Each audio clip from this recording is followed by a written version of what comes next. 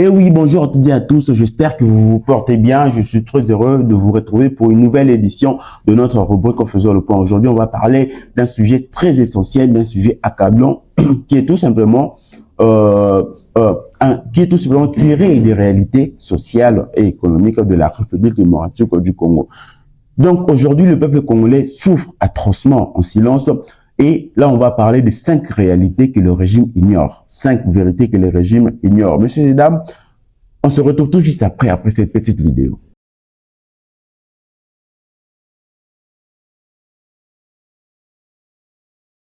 En République démocratique du Congo, on parle de croissance, d'investissement et également de développement. Mais dans le rue de Kinshasa, qui est la capitale de ce pays, dans la province comme Goma, de Bukavu, Matadi, qui est dans le Congo central, le peuple congolais souffre atrocement. Les autorités voyagent par d'ici et là, signent des accords, parlent à la télévision, mais connaissent-elles la vie réelle du Congolais moyen? Aujourd'hui, je veux vous dire, en toute vérité, en toute franchise, je vais être véridique, je vais vous dire les 5 vérités que les régimes en place semblent complètement ignorer. 5 vérités douloureuses, mais que le peuple congolais, et le peuple kino en particulier, vit presque tous les jours. La première réalité est que, tout simplement, ce que nous déplorons presque chaque jour, le panier de la ménagère est vide. À Kinshasa, partout en République démocratique du Congo, le panier de la ménagère est vide. Il faut savoir que à Kinshasa, dans les villes comme Kinshasa, Lubumbashi, Kisangani, 10 000 francs ne suffisent même plus pour un repas complet. Avec un 10 000 francs, on ne peut pas manger en famille. Les prix de produits de base explosent pendant que le salaire stagne. Les salaires ne changent pas. Il y a même parfois des diminutions des salaires, mais les salaires en République démocratique du Congo n'augmentent jamais. Les mamans dans les marchés les disent tous les jours, on ne vend plus, les gens n'ont plus d'argent. Mais au sommet, on parle de stabilité économique. Mais de quelle stabilité on parle? De quelle stabilité le gouvernement nous parle? De quelle stabilité pouvions-nous évoquer quand le peuple a faim? Aujourd'hui, on nous parle de la réserve. Oh non, le ministre des Finances de Noufamba a multiplié, fois 10, fois 1000 le revenu du pays. Mais où est le changement? Qu'est-ce qu'on bénéficie le peuple? Quels sont les intérêts ou les avantages de la population? On ne le voit pas sur le marché. Rien n'a changé, messieurs et dames, je vous le dis, rien n'a changé. On attend des changements. Arrêtez de crier d'ici et là où la réserve aujourd'hui, le budget est de ceci, on a multiplié les budgets quand il n'y a pas de conséquences positives de cette multiplication de budget. Quand le peuple n'arrive pas à voir ou à sentir cette augmentation du budget ou du revenu, ça ne sert à rien de parler d'augmentation quand ça n'a pas d'effet. La deuxième réalité ou la deuxième vérité, c'est tout simplement que les jeunes sont livrés à eux-mêmes. Aujourd'hui, la jeunesse congolaise est abandonnée à son sort. C'est triste de le dire, mais la jeunesse congolaise est abandonnée à son sort. Donc la jeunesse est vraiment délaissée, mise de côté auprès de tous les acteurs politiques. Les acteurs politiques font recours à la jeunesse que pendant les élections, parce qu'ils ont besoin de gens qui vont chanter à leur gloire. Ils ont besoin de gens qui vont porter leur t-shirt, leur casquette pour chanter qui roule la libella. Aujourd'hui, que fait la jeunesse? Aujourd'hui, on voit le jeune de l'Union sacrée qui sortent dans la rue pour fêter la signature de ce fameux accord entre le gouvernement congolais et le gouvernement rwandais qui a été signé le 27 juillet de l'année en cours à Washington. Et ce jeune ne sort pas pour revendiquer le travail. Ce jeune ne sort pas pour revendiquer la vie chère de la ville de Kinshasa. Mais ils sortent pour célébrer un accord qui jusque-là n'a même pas de fait positif. Des faits positifs sur la situation sécuritaire du pays. Vous sortez pour célébrer cet accord, mais ça ne se fait pas dans aucun pays. On voit la jeunesse kenyane, on voit la jeunesse au Kenya qui revendique que le gouvernement puisse tenir toutes ses promesses. Où en sommes-nous aujourd'hui? Le président de la République nous a donné 6 piliers lors de son discours d'investiture au stade de Martyr. Il nous a donné 6 piliers. Mais où en sommes-nous aujourd'hui? 6 piliers et Kenda Wapi. Où en sommes-nous aujourd'hui de ces 6 piliers que le président nous a parlé au stade de Martyr? Il nous a parlé de la création des emplois pour les jeunes. La première ministre nous dit que non, le gouvernement ne donne pas des emplois. Mais où en sommes-nous? C'est quelle cacophonie ça? C'est quelle cacophonie dans ce pays? C'est de l'ingérence. Ça m'a étonné, j'ai été estomaqué de voir que la jeunesse de l'Union sacrée est descendue sur terrain pour manifester, pour célébrer la signature d'un accord entre le Rwanda et le gouvernement congolais. Alors que cette jeunesse elle-même est incapable de revendiquer ce droit. Cette jeunesse est incapable de revendiquer la réalisation des promesses faites par le gouvernement. Cette jeunesse est incapable de sortir, de revendiquer pour la création des emplois République démocratique du Congo. Le président de la République nous a promis de créer des millionnaires, de jeunes millionnaires dans ces pays. Où sommes-nous? Qui peut me citer 2 millionnaires? Citez-le-moi dans les commentaires. Des jeunes millionnaires que le président de la République a créés. C'est déplorable, messieurs et dames. Ça fait mal aujourd'hui. De milliers de jeunes diplômés sont sans emploi. Ceux qui essayent de se débrouiller reçoivent zéro aide. Il n'y a pas de l'aide de l'État. Aujourd'hui, pour bénéficier d'une aide de l'État ou du gouvernement, il faut avoir des connaissances. Quand tu n'as pas de relations haut placées, tu ne vas jamais bénéficier d'aide de l'État. Il y a l'État aide de jeunes, mais aide de jeunes qui sont je sais pas, qui sont dans des familles, dans les mêmes familles. C'est entre eux. Et comme les Kelemba.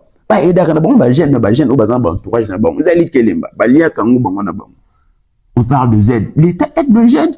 Aujourd'hui, les jeunes entrepreneurs qui essayent de chercher l'argent dans des cabines, dans des shops, on voit comment ils sont arrêtés. On voit les taxes, comment c'est cher. On voit comment avoir des documents pour lancer un business. Combien ça coûte à la commune?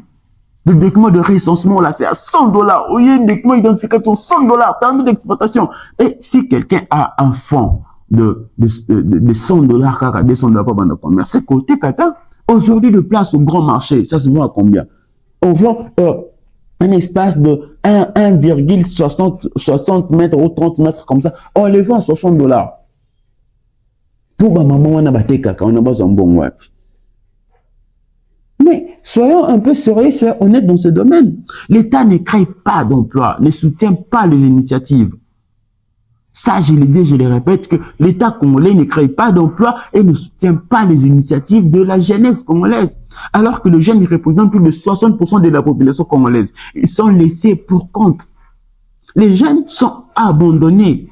Que fait le pouvoir pour eux? Qu'est-ce que le pouvoir en place fait pour cette jeunesse congolaise? Que de promesses, que de promesses. On va passer à la troisième réalité. Il faut savoir qu'en République démocratique du Congo, les hôpitaux, quand je parle des hôpitaux, je parle de toutes les provinces. Les hôpitaux sont devenus de mouroirs. Les hôpitaux aujourd'hui sont devenus de mouroirs. Il y a même des médecins qui refusent de mettre en pratique la gratuité de la naissance, la gratuité de la maternité, pardon, allais-je dire, qui a été lancée par le président de la République. On a vu de vidéos dans un hôpital ici, je ne sais pas, à Kassabou ou en Kiringir, où le médecin protestait parce que la directrice de cet hôpital a refusé de mettre en pratique la gratuité de la maternité. Aujourd'hui, si tu tombes malade en République démocratique du Congo et que tu n'as pas d'argent, tu peux mourir dans un hôpital sans soins. Et c'est pareil dans tous les hôpitaux. Il faut payer pour une ordonnance, payer pour un lit, payer même pour qu'un médecin puisse te consulter. Pour une consultation, tu dois payer avant. Pourtant, tu es malade. On fait passer l'intérêt financier avant la santé. Et pourtant, ces médecins-là ont prêté serment. Où sommes-nous, chers médecins? C'est pas de votre faute quand les salaires est dérisoire, quand les salaires ne presque pas. C'est normal, vous avez de bouches à nourrir chez vous à la maison. Les hôpitaux aujourd'hui sont délabrés. Les hôpitaux en République démocratique du Congo, parlons même des hôpitaux dans des zones rurales, dans le milieu ruraux, sont dans un état de délabrement excessif, sans précédent. Le médecin tombonnant à l'air sort avec des salaires dérisoires, les patients traités comme des objets. Aujourd'hui, quand vous venez, même que pour qu'un médecin puisse vous recevoir, il est là, c'est comme s'il vous boudait en fait. C'est ça le système de santé congolais. Et il faut même parler aussi de pharmacie. Où sommes-nous de contrôle? Le ministre de la santé publique a beaucoup de travail à faire dans son secteur. Dans ce secteur, monsieur le ministre, on salue ce que vous avez déjà fait. On salue les réalisations que vous avez faites, mais il y a encore du chemin, monsieur le ministre. Il y a encore du chemin, surtout dans la gestion de cette épidémie de choléra. Il y a encore du chemin. Il faut prendre ça au sérieux, messieurs et dames. Là, je lance un appel. Lavez-vous les mains très régulièrement. Il y a vraiment cette maladie, cette épidémie de choléra à Kinshasa. Lavez-vous les mains. N'hésitez pas avant de manger. Quand vous revenez à la maison, lavez-vous les mains. La quatrième réalité, l'avant-dernière, les écoles publiques est vraiment, je ne sais pas, la quatrième vérité, l'école publique est un échec. L'école publique en République démocratique du Congo est un échec. L'école gratuite est devenue aujourd'hui une illusion. Ça, on peut le dire. L'école gratuite est devenue, la gratuité aujourd'hui est devenue une illusion. Trop d'élèves, pas de bancs, pas de cahiers, pas de professeurs bien formés, pas de professeurs bien payés. Les enseignants sont très mal payés. Il y a des cravates tout le temps. On parle de la gratuité, on oublie les enseignants. Et pourtant, les enseignants, aujourd'hui, même si dans le système moderne, c'est des élèves ou l'élève qui est au centre de l'éducation, mais il ne faut pas oublier les enseignants. Les enseignants sont mal payés, démotivés, humiliés. Regardez aujourd'hui vous-même, allez visiter une école publique, regardez l'accoutrement de nos enseignants. Ça fait même objet de moquerie à l'école. Ça fait objet de moquerie auprès des élèves qui se moquent des enseignants. On ne va pas les en vouloir, parce que quand un enseignant vient enseigner avec un basket troué ou une chaussure déformée, ce qui va n'a c'est qu'ils faute na bango. Vous allez parler de l'éducation? Non, mais les enseignants doivent être bien payés pour être présentables. Aujourd'hui, allant dans les milieux ruraux, regardez dans quelles conditions les élèves étudient, dans quelles conditions les enseignants vivent. Total, ceux qui beaucoup les latés. Comment construire une nation sans éducation de qualité? Mais le pouvoir continue de faire semblant.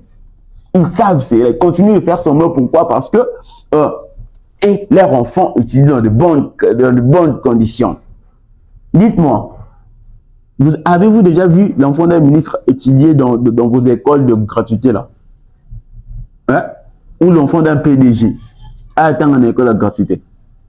C'est même ça la cause du conflit entre le président de la République et la Cinco. Selon nos sources, c'est ça la cause réelle. Là où provient cette haine que l'Église catholique a aujourd'hui envers le président de la République, c'est à cause de cette gratuité. Est-ce que le pays était prêt?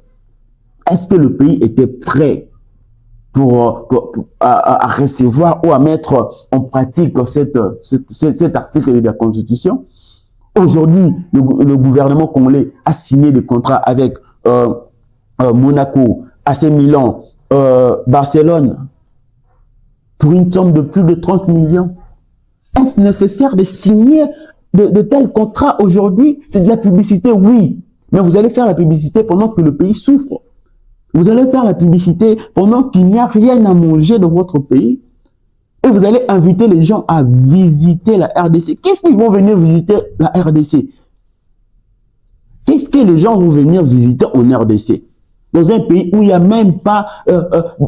on parle de la capitale. On va même pas généraliser le pays. On prend juste la capitale. Les gens vont venir visiter quoi à Kinshasa? Le saleté? Un pays où il n'y a pas de feu de circulation routière, un pays où il n'y a pas de panneau de régularisation de circulation routière. Dites-moi, sur le boulevard Kaka, toujours le boulevard du 30 juin là, en commençant par magasin, gare centrale, il y a combien de feux de circulation? Combien de feux ça là? Il y a combien de panneaux de régularisation de circulation routière? Comment non, cette route est à sens unique, cette route est à sens inverse? Comment? Vous voulez inviter les touristes? Moi,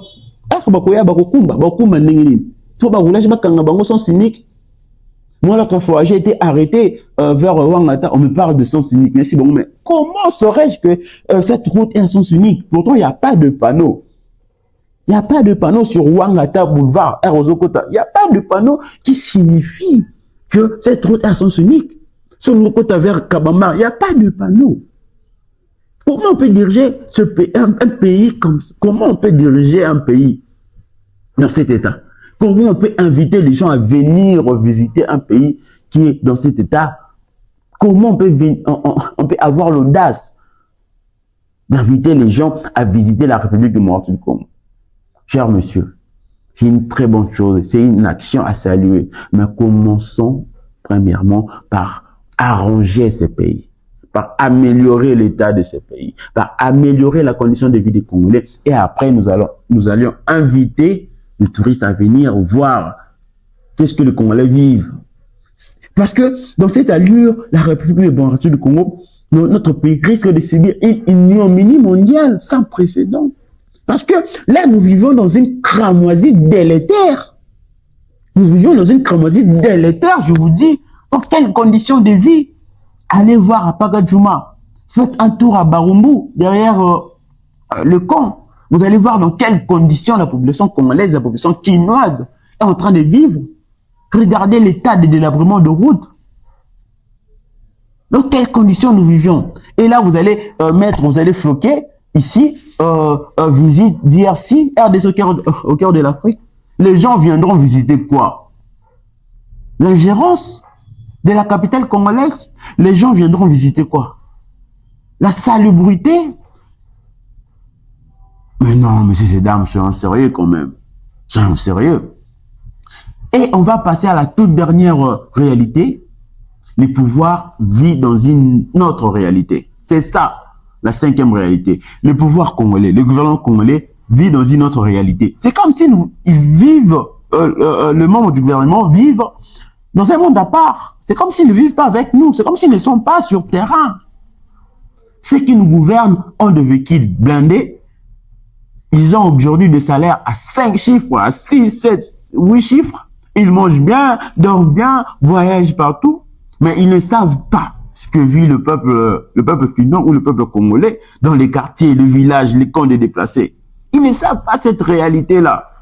Parce que c'est les cadets de leurs soucis. On le voit aujourd'hui avec tous les détournements. Pour chaque institution de l'État, il y a des détournements. On le voit aujourd'hui. C'est les cadets de leurs soucis.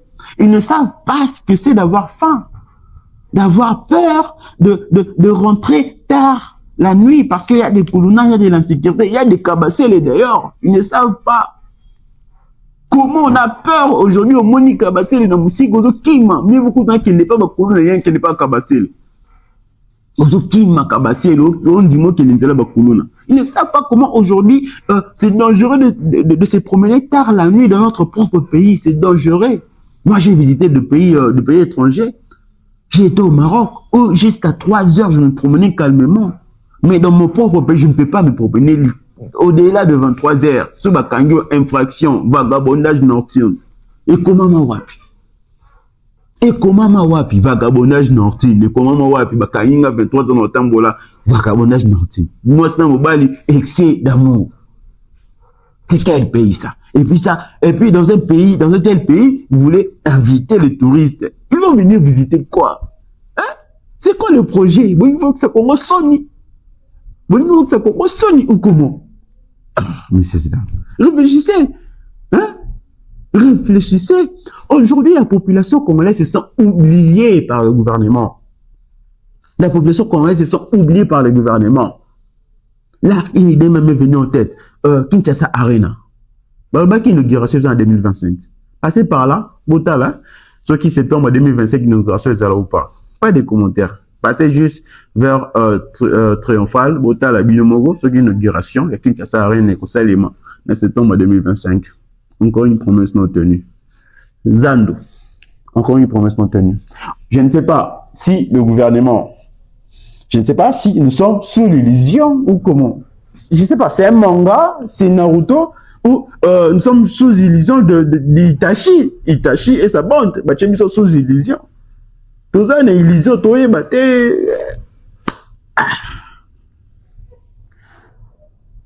ça fait mal, mais c'est la vérité. Ils ne savent pas ce que c'est d'avoir faim. Nzala, bon, va bien monter. Que les ventes en famille n'a pas d'oreille. Dans un pays où il y a le chômage, où le taux de chômage est élevé, il y a toujours le marché pirate. Donc aujourd'hui, ça ne sert à rien de combattre le marché pirate tant qu'il n'y a pas d'emploi stable. Dans un pays où le chômage est atroce, où le chômage est à 600 et gangréné, mais c'est continue.